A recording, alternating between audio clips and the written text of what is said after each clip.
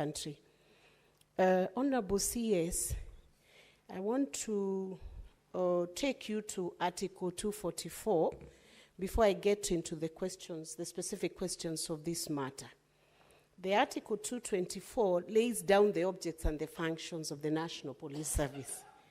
Honorable CS, I'm very concerned that, number one, under Article 244, sub-articles C and D, the National Police Service is supposed to comply with constitutional standards of human rights and fundamental freedoms of Constitution 2010, and D, to train staff to the highest possible standards of competence and integrity, and to respect human rights and fundamental freedoms and dignity.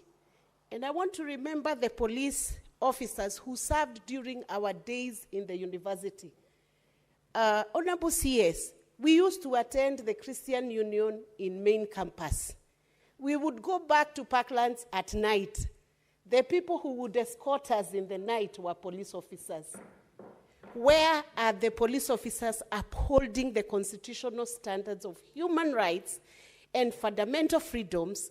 And what are you doing as a means of policy to guide and help the police service to comply with Article 244 C and D? And a few years ago, there was a police reform program which was being managed by Laikipia University and maybe other universities. Is that program still on? Because I sense the police officers may not be understanding what to do with suspects when they arrest them. Are you going to revise your management strategy on how you reform the handling of suspects from the time of detection of crime, arrest, placement into custody, bail and board process, and how do you show accountability to Kenyans? What are you going to do following these very distressing incidents of Albert Ojwang losing his life in a police suspect?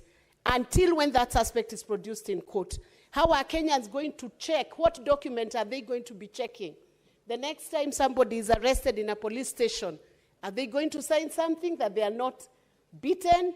By the time they exit that police station within the 24 hours, what document is that suspect going to be given to show to Kenyan a form of accountability that all has been well when they are arrested? That's one question.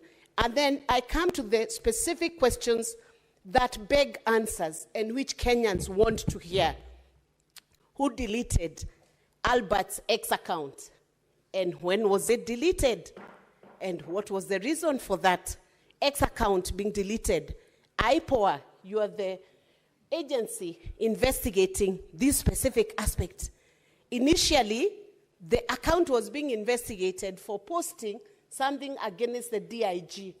But when investigations commenced and Albert eventually lost his life, who deleted Albert's X account?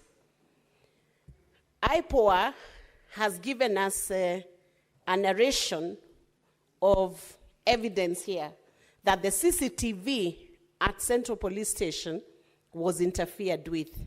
My colleagues have asked who interfered with the CCTV.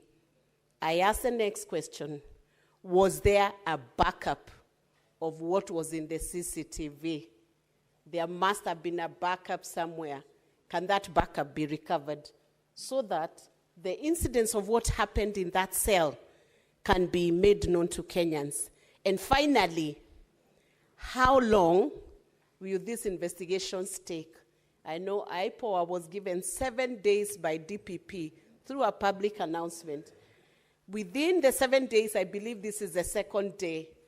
How long will it take for justice to be granted to the family of Albert? And I want to say finally, CS, I hope you, together with the team that you are with here, you will have the boldness, because you've done a good thing, to offer condolences to the family. And we deeply feel with the family. And this is Senate's way of saying we are deeply sorry for what has happened to this family. I hope with your team, the same level of hierarchy, you will sit down with Albert's family, and not too long from now, to say how deeply sorry you are for the loss of this young man, and that after sitting with this family, the National Police Service will take full responsibility for this loss, and will be able to indemnify this family, not that it will bring Albert back to life, but as a way of showing your remorse. And for the police officers in all the stations, this is a different nation. When a suspect walks into your station, you must safeguard the dignity of the life of every Kenyan. Sometimes people are suspected, yet the court acquits them because they did not commit any crime. So when you're in your stations, you are accountable for the lives of the people who are placed under you. Thank you, Honorable Speaker.